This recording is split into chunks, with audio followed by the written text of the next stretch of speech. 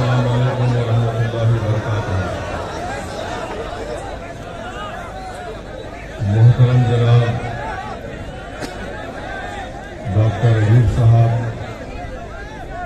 सदर piece party वो प्रत्याशी विधानसभा खलीलाबाद, मोहतरम जनाब अख्तरुल ईमान साहब, विधायक बिहार प्रदेश वो सदर बिहार मजलिस इत्तेहादुल मुस्लिमीन, मोहतरम जनाब शौकत अली साहब, सदर मजलिस इत्तेहादुल मुस्लिमीन उत्तर प्रदेश, और उत्तरला विधानसभा के मजलिस इत्तेहादुल मुस्लिमीन के प्रत्याशी मेरे भाई डॉक्टर अब्दुल मन्नान साहब, रियासत महाराष्ट्र से तशरीफ लाए साबिक़ा मजलिसी सदर मोहतरम जनाब सैयद मोइन साहब, तेलंगाना रियासत से तशरीफ लाए तमाम मौजूद अराकीन बल्दिया, मंच पर बैठे हुए मेरे तमाम मजलिसी रुतबा साथी, मैं सबसे पहले आप तमाम का बेहद शुक्रिया अदा करता हूं कि आपने अपना कीमती वक्त निकालकर आज की इस मीटिंग में शिरकत की और इतनी बड़ी तादाद में आपका अल्हम्दुलिल्लाह यहां पर जमा होना इस बात का पैगाम देता है कि आप तमाम ने 3 मार्च के दिन ये फैसला ले लिया कि उत्तरला विधानसभा से आपका आइंदा विधायक डॉक्टर अब्दुल मन्नान होंगे इंशाअल्लाह। मेरे अजीज दोस्तों और बुजुर्गों, मैं शुक्रगुजार हूं डॉक्टर अयूब साहब का कि उन्होंने अपना कीमती वक्त निकालकर और इस बात को उन्होंने महसूस किया कि आज वक्त के हालात का तकाजा यह है कि हम सबको अपने अख्तिलाफात जो है उसको बाजू रखकर मिलकर दिल और सोच को मिलाकर हमको फिरका परस्ती, मुफाद परस्ती और उन ताकतों से मुकाबला करना है जो हमको हमारा जायज मुकाम नहीं दिलाना चाहते हैं। मेरे अजीज दोस्तों और बुजुर्गों, मजलिस इत्तेहादुल मुस्लिमीन की लड़ाई 65 साल से हमेशा हिस्सेदारी की लड़ाई लड़ी है। मजलिस इत्तेहादुल मुस्लिमीन हमेशा भारत की लोकतंत्र में, भारत की जमहूरियत में संविधान के आईन के दायरे में रहकर हम मजलूमों की, कुचलों की, अति पिछड़ा समाज की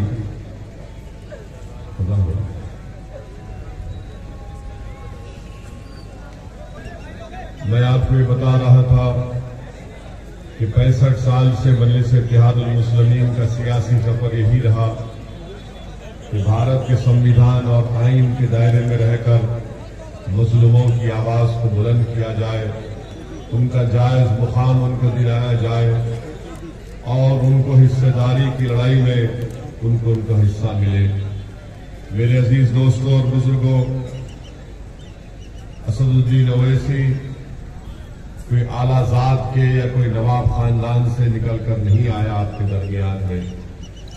मेरे बुजुर्ग, मेरे आबा अजदाद ने मेहनत की, जुस्तजू की, आम आदमियों की तरह अपनी जिंदगी गुजारी और अल्हम्दुलिल्लाह उन लोगों का तक़वा, उनकी परहेज़गारी हमारे बुजुर्गों की थी कि आज अल्लाह सुब्हानहू व तआला ने आप तमाम की दुआओं और आशीर्वाद की वजह से असदुद्दीन ओवैसी को यहां तक लाकर खड़ा किया। मेरे अजीज दोस्तों और बुजुर्गों, मगर एक बात मैं आपको बताना जरूरी समझता हूं कि मैं हैदराबाद पार्लियामेंट का सांसद हूं। हमारे साथ अराकीन असेंबली तेलंगाना प्रदेश हैदराबाद में है। हमने अपने 65 साल की सियासी सफर में अब तक सत्ता में हमारा कोई मंत्री नहीं बना, हमारा कोई मंत्री नहीं बना, क्योंकि हर कोई आपसे आकर कहता है कि जब इलेक्शन जीतोगे तुम मंत्री बनोगे या सत्ता में आओगे। मगर हम आपको बता रहे हैं कि सियासी ताकत क्या होती है। हमारे 7 विधायक हैं, 1 MP है, हैदराबाद में 44 हमारे कॉरपोरेटर हैं। हमने अपने क्षेत्र में एक असेंबली कॉन्स्टिट्यूंसी में, एक विधानसभा में, सिर्फ एक विधानसभा में हमने अपने MP लैंड फंड से 10 करोड़ की लागत से बच्चियों के लिए जूनियर और डिग्री कॉलेज की बिल्डिंग बनाई। उसमें लड़कियां हिजाब भी पहनती हैं, नहीं भी पहनती हैं, वहां पर काम हो रहा है। 1.5-2 महीना पहले हमने वहां के कॉरपोरेटर नसीर साहब यहां पर उतरना में आपके दरमियान में, उनसे पूछ लीजिए। हल्के असेंबली कारवान में हमने सरकार के पास बैठकर सिर्फ एक विधानसभा में हमने 290 करोड़ की ड्रेनेज लाइन मंजूर करवाई। सिर्फ एक विधानसभा की मिसाल दे रहा हूं, 290 करोड़ की ड्रेनेज लाइन मंजूर करवाई। हमारे भाई अकबरुद्दीन अवैसी की विधानसभा चंद्रायन गुट्टे में, वहां पर उन्होंने कहा कि मेरे पास भी 300 करोड़ की सीवेज लाइन मंजूर करवाइए। हम मिनिस्टर से जाकर बात किए, उन्होंने हमसे कहा कि असद भाई, जो हमारे मिनिस्टर का नाम KT रामाराव है, KTR ने कहा कि असद भाई 1 महीने का टाइम दो, मैं चंद्रायन गुट्टे में भी 300 करोड़ की सीवेज लाइन मंजूर करवाऊंगा। मेरे अजीज दोस्तों और बुजुर्गों, न सिर्फ ये बल्कि मजलिस ने हैदराबाद में हमारे बुजुर्गों ने, हमने कुछ नहीं किया, हमारे बुजुर्गों ने medical college, engineering college, MBA, MCA college, school of nursing और 2-2 दवाखाने हम लोग चलाते हैं। कम से कम पैसों में वहां पर गरीबों का इलाज होता है। मेरे भाई, ये कोई हम किसी से पैसा नहीं लिए, बल्कि आपने जो हमको वोट डालकर ताकतवर बनाया, तो हम उस ताकत का इस्तेमाल आपके लिए किए और ये तमाम इदारों को कायम किया। ये हमारे इदारे नहीं है, हमारे जाती नहीं है, और अल्लाह बेहतर जानता है कि इसमें से एक पैसा भी हम नहीं लेते। एक ट्रस्ट है, वो ट्रस्ट चलाता है। हम मर जाएंगे, हम जमीन की ग़िज़ा बन जाएंगे, मगर इंशाअल्लाह इदारे सुबह क़यामत तक आबाद और शादाब रहेंगे। ये मजलिस ने काम किया। और फिर आपको एक और मिसाल देते हैं, कोविड की दूसरी वेव में पिछले साल जून, जुलाई, अगस्त में आप अंदाजा नहीं कर सकते कि हमको दिन में कई फोन आते थे बच्चों के। वो जो बच्चे जोमेटो में काम करते, खाना कोई फोन पे ऑर्डर किया, तो एक लड़के ने हमको फोन किया कि असद साहब, हमारी मोटरसाइकिल के ऊपर 10,000 का पुलिस का ट्रैफिक का चालान है और हम जोमेटो में काम करते हैं, मैं दिन में 100 रुपये नहीं कमाता हूं, 10,000 कहां से दूंगा। मैं कोई एहसान जतलाने के लिए नहीं कह रहा हूं, मैंने फौरन मजलिस की तरफ जिम्मेदारों को फोन किया और उस मुतालिका वहां के कॉरपोरेटर को, मजलिस के सदर को कहा कि भाई ये गरीब बच्चा है, इसका इंतजाम करो। 1.5 घंटे के अंदर उसका जो ट्रैफिक का चालान था 10,000 रुपये दिए, वो बच्चा खुशी से पूरा कोविड में काम करता रहा, कुछ कमा लिया। फिर कोविड में सुनिए अभी अरे इनको जिताओ जिंदाबाद हम भी बोलेंगे। और फरीदाबाद से डॉक्टर अय्यूब को। दूसरी बात यह कि कोविड की महामारी में आपको मिसाल दे रहे, उत्तर प्रदेश में भी आपने देखा कि पानी के ऊपर लाशें गिर रही थी। नदी के किनारे कुत्ते किसी के बाप और मां की लाश को कुत्ते लोच कर खा रहे थे। उत्तर प्रदेश में गरीब को ऑक्सीजन नहीं मिला, अस्पताल मिला तो बेड नहीं मिला, बेड मिला तो दवाएं नहीं मिली। वैसे थे MP हमने क्या किया, हमने हमारे क्षेत्र में 800 ऑक्सीजन सिलेंडर हमने फ्री में जनता में दिए। 800 ऑक्सीजन सिलेंडर, और एक कोविड पेशेंट को एक सिलेंडर काफी नहीं होता, कम से कम उसको सेहत होने तक 7 या 8 सिलेंडर उसको हम लोग फ्री में रिफिल करा के दिए। मैंने बाहर से, बर्तानिया से 80 ऑक्सीजन कॉन्सेंट्रेटर मंगवाया, और न सिर्फ हैदराबाद बल्कि अख्तरुल ईमान साहब हमारे बिहार प्रदेश के सदर बैठे, आप पूछ लीजिए, हमने अख्तर भाई के पास भी ऑक्सीजन कॉन्सेंट्रेटर भिजाए कि अख्तर भाई जो बिहार का, भारत का जिस तरह पसमानदा इलाका सीमांचल है, सीमांचल की जनता को हम सलाम करते हैं कि उन्होंने हमारे 5 विधायक को कामयाब किया। हमने कहा अख्तर भाई आज वहां की जनता परेशान है। बिहार की सरकार दरमियान में तो ऑक्सीजन कॉन्सेंट्रेटर बिहार को भी जाए, हमारे हर एमएलए को 2-2 ऑक्सीजन कॉन्सेंट्रेटर दे के रखिए, अस्पताल में दीजिए। बड़ा काम नहीं किया, मगर हमारी अखलाकी जिम्मेदारी थी कि हमारा विधायक जीता, बिहार से 5 विधायक जीते, औरंगाबाद से हमारा एमपी जीता, धूलिया महाराष्ट्र में और मालेगांव में मुफ्ती साहब हमारे एमएलए, हमने औरंगाबाद और मालेगांव धूलिया को भी ऑक्सीजन कॉन्सेंट्रेटर दिया है। बताओ कोई सियासी राजनेता, कोई पार्टी इस तरह का काम किया कोविड के सेकेंड वेव में? हमारे मजलिस के हैदराबाद के जिम्मेदार अपनी जान को जोखिम में डालकर कोविड के मरीजों के पास ऑक्सीजन सिलेंडर ला कर देते थे, घर पर ला कर देते थे, उसको फोन करते थे हमको कि हमारे को सिलेंडर की जरूरत है। रात के 2-2 बजे, सुबह 3 बजे फोन आता कि बेड नहीं मिल रहा, हमारे लोग दौड़ते थे मजलिस के जिम्मेदार अपनी जान की परवाह किए बगैर। ये मजलिस का तरीका है काम करने का। आप अगर यहां पर डॉक्टर मन्नान को अपना विधायक बनाएंगे, हम आपसे वादा कर रहे हैं कि ना सिर्फ डॉक्टर मन्नान बल्कि सऊदी ओवैसी भी इस उतोला विधानसभा में आपके दरमियान में रहकर आपकी तकलीफ को दूर करने का काम करेंगे। मैं कोई आसमान से तारे तोड़कर लाने का वादा नहीं कर रहा हूं। जो अल्लाह ने मुझे इज्जत दी, मुकाम दिया, इसीलिए दिया कि मैं गरीब और मजलूमों का साथ दूं, और हम वो काम करते रहेंगे। आपको एक और सियासी ताकत का बताता हूं। अख्तर भाई बैठे हुए हमारे प्रदेश बिहार के सदर, जनता दल का नीतीश कुमार की पार्टी का एक मेंबर, उसको लोग गुंडाई लोग पकड़कर उसकी जान ले लिए।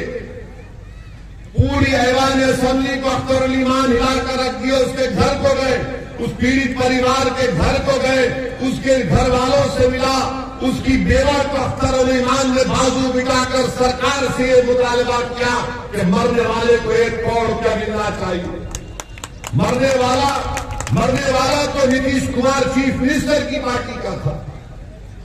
नीतीश कुमार की सरकार बिहार में एनपीआर एनआरसी को पिछले दरवाजे से लाना चाहती थी, तो मजलिस इत्तेहादुल मुस्लिमीन का विधायक बिहार की विधानसभा में खड़े होकर वहां की सरकार को कह दिया अगर एनपीआर एनआरसी बिहार में शुरू होगा तो अख्तर अली मान पूरे पटना को जनता से भर देगा। ये काम हम बर्दाश्त नहीं करेंगे।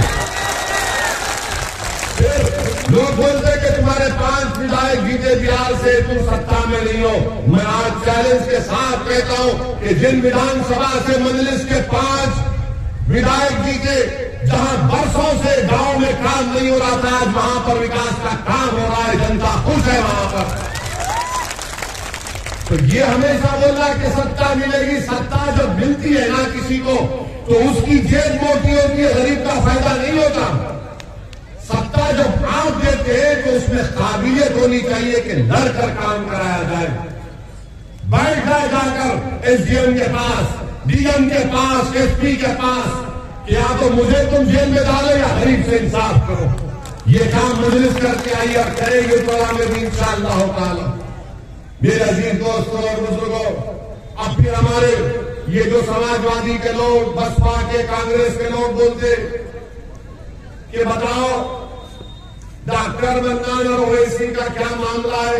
अरे मैं तुमको आज की सभा में खड़े होकर कह रहा हूं, बताओ अखिलेश और कांग्रेस के लीडर राहुल गांधी कौन से खानका के शेख के मुरीद है? बताओ। अखिलेश यादव और राहुल गांधी कौन से खानका के शेख के मुरीद है? और वो जो बसपा की मैडम है वो कौन सी पिरानी मां है? याद रखो, अगर तुम बोलना शुरू करोगे तो हमारी जबान बहुत लंबी है, बहुत खोल देंगे, पूरा शीशा खोल देंगे तुम्हारा। अगर तुम बात करते हो तसव्वुफ की तो सुनो, तसव्वुफ के माने जुनैद बगदादी रहमतुल्लाह ने बताए थे कि तसव्वुफ वो है, सूफी वो है जो दुनिया में मर चुका और अल्लाह के लिए जिंदा है। वो सबक हमने खानकाह से सीखा, अब हमको सबक सिखाएंगे, आप बताएंगे हमको। तो बताओ फिर तुम जिस पार्टी की तारीफ कर रहे हो कौन सी खानकाह का शेख है? डॉक्टर मन्नान है, डॉक्टर है, इंसान है, तड़प रखता है आपके लिए। मेरे अजीज दोस्तों और बुजुर्गों, ये बात को आपको समझना है। और हम यहां के साबिका विधायक अनवर हाशमी साहब के लिए हम दुआ करते हैं कि अल्लाह सुब्हानहू व तआला उनको सेहत दे और उनकी मसाइब और मुश्किलात से अल्लाह उनको राहत दे। वो हमारे पार्टी के नहीं है, मगर हम कैसे नाम भूल जाए। यही तो ओवैसी की लड़ाई है, यही तो हमारी सोच है, यही तो हम इसलिए हमको बदनाम किया जाता है, झूठे इल्जामात लगा दिए जाते हैं। मेरे भाई, औरंगाबाद में एमपी की सीट इम्तियाज जलील है। बोलते ये लोग क्या बोलते, ओवैसी आएगा तो बीजेपी भाजपा जीत जाएगी। अरे भाई, कहां जीतेंगे? औरंगाबाद में 21 साल का शिवसेना का एमपी था। कितने साल का था? वो शिवसेना सेकुलर है। उसका एमपी को इम्तियाज जलील खड़ा हुआ तो औरंगाबाद की जनता को सलाम कि उन्होंने 21 साल के शिवसेना और भाजपा मिलकर लड़ रही थी 21 साल से। उसके एमपी को औरंगाबाद की जनता ने इम्तियाज जलील को अपना सांसद बनाया। कांग्रेस करी कुछ, महाराष्ट्र की सपा करी, कुछ नहीं करी। इनको डर यही है कि ये बड़े बड़े किलों को तोड़ कर आगे बढ़ रहा है, बड़े बड़ों को नीचा कर रहा है। मैं मजलूमों को कहना चाहता हूं, मैं बड़ों की फिक्र नहीं करते आया हूं। मेरी आंखों में कमजोर, जो कमजोर है मेरी आंखों में मजबूत है। और बोलते क्या ये इश्क करता है? अरे दीवाने, मुझसे बड़ा कोई रसूल अल्लाह सल्लल्लाहु अलैहि वसल्लम का चाहने वाला नहीं होगा। ये तो उनका सदका है जो हम खा रहे हैं, ये तो उनका सदका है जो हम खा रहे हैं। और उन्हीं का करम होगा, उन्हीं की सिफात हो गई तो हम कामयाब होंगे सर के मैदान में। इश्क हमको सिखाएंगे आप? सारी दुनिया हमसे नफरत करती है, आप हमको सिखाएंगे?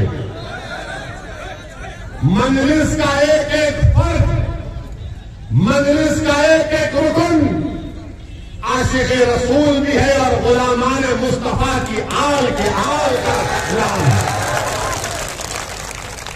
और अगर तुम इस पर बहस करना चाह रहे, तुम नहीं बैठ पाओगे 10 मिनट भी हमारे सामने, तो हम तुमसे पूछेंगे तो तुम जिस पार्टी की तारीफ कर रहे हो उसका नेता कौन सी खानखा का शेख है?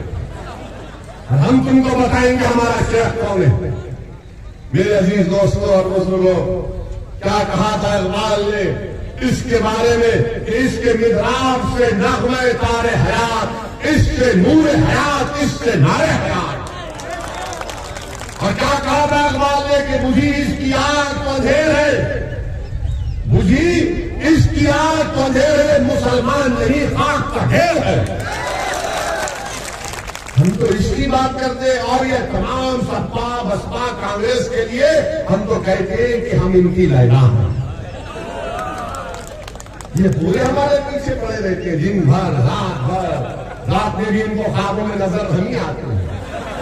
इसीलिए हमारी गाड़ी पर गोलियां चलाई गई, 4-4 गोलियां हमारी गाड़ी पर चलाई गई। तो हमको एक सपा वाले ने फोन करके कहा कि आपकी गाड़ी पे नीचे लगी गोली। मैंने कहा बेटा एक काम करना, तुम्हारे भैया को बुलाना, गाड़ी में बिठाते हैं और 4 राउंड नीचे मारते हैं, अगर वो पेशाब ना कर ले तो हमको बोलना।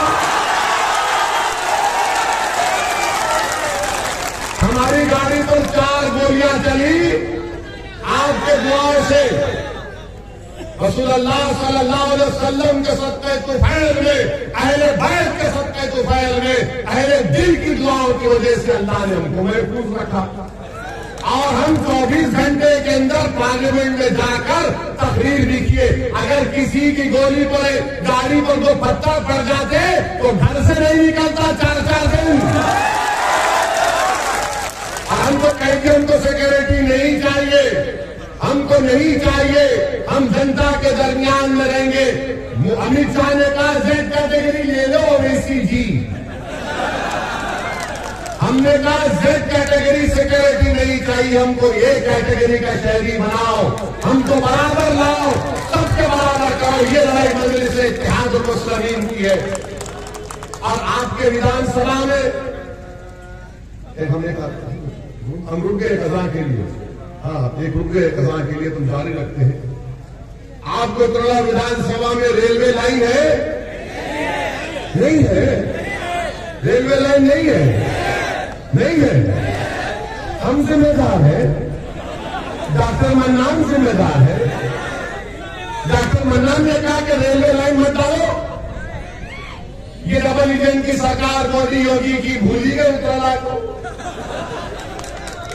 और यहां का बीजेपी का विधायक भी रेल की लाइन नहीं डाला, मगर बोला double engine double engine double engine. Engine लगाओ, तुमने पूरे उत्तराला में रेलवे की लाइन नहीं डाली, डबल इंजन डबल इंजन।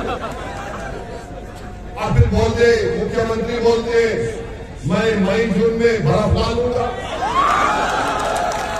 मुख्यमंत्री जी मई जून में बर्फ मत लाओ, उत्तराला में तुमने कितने शिक्षा के स्कूल खोले बताओ।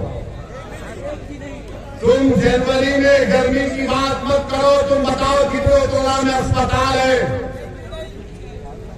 कुछ भी नहीं है, नहीं है। कितने लोग नहीं हाथ उठा रहे बताओ? अब इसका इलाज करेंगे? इसका इलाज कैसे करेंगे? इलाज डॉक्टर ही करेगा ना, योगी तो नहीं करेगा, अखिलेश तो नहीं करेगा, और राहुल तो भाग के वहां चला गया, वो भी नहीं करेगा, तो कौन करेगा? डॉक्टर मन्नान करेगा इंशाअल्लाह।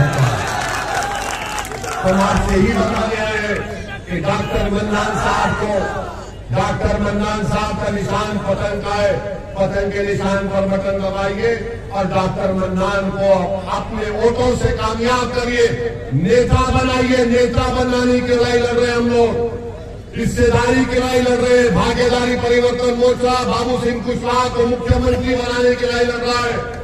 हमने तय किया कि अगर उत्तर प्रदेश की जनता और उत्तराला की जनता आप यहां से मजलिस को और भागीदारी परिवर्तन मोर्चा को कामयाब करेगी, तो हो सकता है कि 3 डिप्टी सीएम बनाए जाएंगे, एक अल्पसंख्यक समाज के मुसलमान, एक किसान समाज से और एक किसान समाज से। अगर डॉक्टर मन्नान यहां से विधायक बनेगा और भागीदारी परिवर्तन मोर्चा को सत्ता मिलेगी, तो विधायक के साथ डिप्टी सीएम भी बनेगा इंशाअल्लाह। हम कह रहे हैं आपसे, मगर आपको फैसला लेना है, आपके बहादुरी से फैसला लेना है। ये आकर बोलेंगे वो बीजेपी आएगी, बीजेपी आएगी। अरे भाई तुम्हें बीजेपी 2019 में आपने बीजेपी को वोट दिया था पार्लियामेंट में, कितनों ने नहीं दिया था? अब हम भी जिम्मेदार है उसको।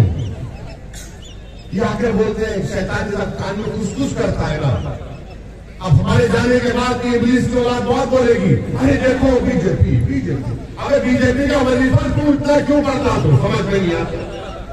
मेरे अजीज दोस्तों और बुजुर्गों, आपसे मदद गुजारिश कर रहे कि आप इनकी बातों में मत आइए। 5 साल के लिए हमको मौका दीजिए, सिर्फ 5 साल के लिए हमको मौका दीजिए। उत्तराला में हम ऐसा विकास, ऐसी तब्दीली लाएंगे इंशाअल्लाह ताला कि आप भी कहेंगे कि हमारे फैसले पर आपने जो फैसला लिया वो इसमें उसकी पार्टी ने हमको शर्मिंदा नहीं किया। तो आपसे गुजारिश करने आए कि आप 3 मार्च के दिन पूरे एतमाद के साथ निकलिए, और हम आपसे वादा कर रहे हैं, ये मोदी सुट्टा सांड का, आवारा पशुओं का मसला नहीं कर सकेंगे। मोदी और योगी नहीं कर पाएंगे। मेरे अजीज दोस्तों और बुजुर्गों, बहुत से मसाइल हैं आपकी विधानसभा में, तकालीफ है। हम आपसे सिर्फ यही इल्तिजा करने आए हैं कि 3 मार्च को आप डॉक्टर मन्नान को वोट देकर कामयाब करिए, और आपसे अपील कर रहे हैं कि आप डरिए मत, डरिए मत। आप डरेंगे? डरेंगे आप लोग? ऐसा ही बोल रहे हैं, पूरे एतमाद के साथ बोल रहे हैं, डरिए मत। अब हमारे भाषण के बाद क्या बोलेंगे मालूम आपको? अरे उधर का उधर बीजेपी में जा रहा है, फिर जब मतदान का दिन आएगा अफवाह फैलाएंगे। इस इब्लीस की औलाद है ना ये लोग, फुसफुस करते हैं। तो जब आकर वो बोलेगा तो बोलना, अरे पोस्ट आउट कहां जाता, जाने से मेरा और तो डॉक्टर मन्नान के लिए। और जब दर्द कभी दिल में पैदा होगा तो उस कर्नाटका की बच्ची ने हम तमाम को जिंदगी का एक हौसला और अज़म सिखाया कि जब शैतान वसवसे पैदा करता है, तो उस बच्ची ने कहा कि जब मुझे बलवाइयों ने घेर लिया था तो मुझे डर लगा, तो मैंने नारा लगाया। क्या नारा लगाया था उसको? जोर से लगाओ, दम के लगाओ, घूम के लगाओ, इसमें घूम के लगाओ। अब भाग गया इब्लीस यहां से। बोलेगा ये तो अजीब बात कर दिया है, मगर मेरा ये भड़काऊ भाषण जो आज का हुआ है, आपसे विनती करते हैं इसको नौजवानों से, खासतौर से जरा इसको फैलाओ। व्हाट्सएप, वो फेसबुक भी है, फसाद बुक भी है, उस पर भी डालो, इंस्टाग्राम भी है, सब पे फैलाओ ताकि उत्तरला की जनता को मालूम हो जाए कि एक दीवाना आया था जो हमारी दिल की बात किया, जो हमारी रिश्तेदारी की बात किया और उत्तरला विधानसभा के विकास की बात किया। आप तमाम का बेहद शुक्रिया कि आपने अपना कीमती वक्त निकालकर आज के इस मीटिंग में शिरकत की। हमको डुमरियागंज भी जाना है और 4 जगह जाना है, मगर आते रहे।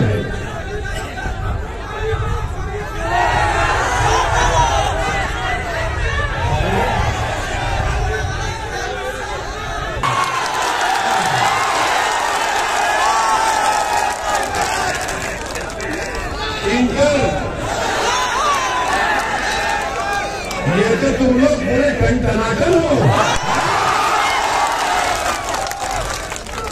अच्छा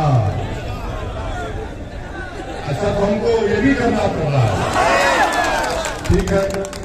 तो देश के गृह होम मिनिस्टर अमित शाह साहब उन्हीं का बोल रहे हैं,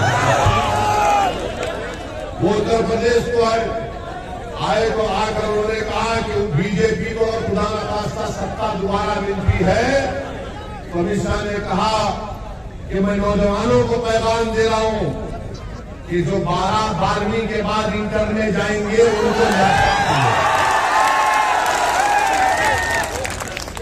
क्या दिमाग है, अरे क्या दिमाग है शाह साहब, वाकई में शाह है। तो मोदी जी ने भी ऐसे लोगों को पाला है, पशु को छोड़ दिए खेत में और शाह को बोले 12 के बाद इंटर। मगर मोदी जी कहते हैं कि सियासी जिंदगी में हंसी मजाक होना चाहिए।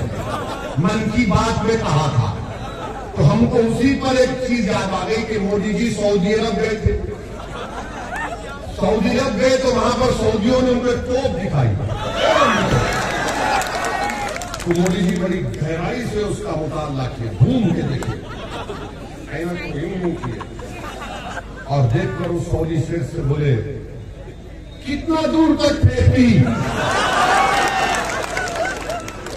वो शेख बोला वल्लाही तुमसे कम फेंकती।